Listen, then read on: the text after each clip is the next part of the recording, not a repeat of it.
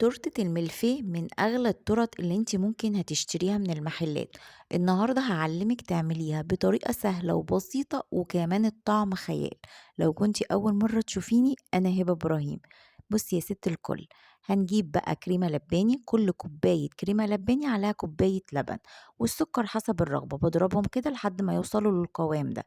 ودي كيكة الملفيه من غير بقى بوتاجاز ومن غير فرن، بتجيبيها جاهزة كده من السوبر ماركت أو مستلزمات الحلويات.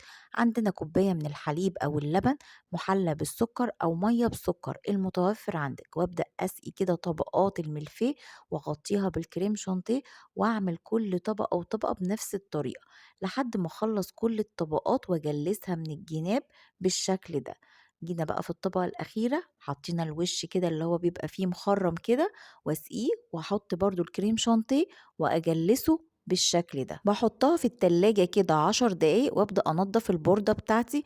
وبعد كده احط بقى دي مربى مشمش، بضربها كويس جدا علشان تبقى ناعمة معايا كده، وابدأ ان انا اوزعها على الطبقة من فوق. دي بقى نيوتيلا كده شوكولاتة، ببدأ اعمل خطوط رفيعة كده بالشكل ده.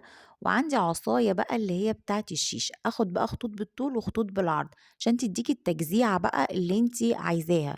تقدري تستكفي بكده وتعملي منه جاتو، بس ممكن تعمليها تورته كده وتعملي روزيتات كده بالشكل ده، تاخديها داير ما يدور.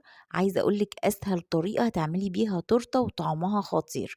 وبعد كده زينيها بالكريز وحطيها بقى في التلاجة لمدة يوم كامل علشان الكريمة تطري طبقات الملفيه.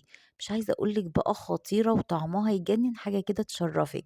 ولو عجبك الفيديو لايك وشير وسبسكرايب لقناتنا. اشوفكم في وصفات جاية كتير مع هبة إبراهيم. باي باي.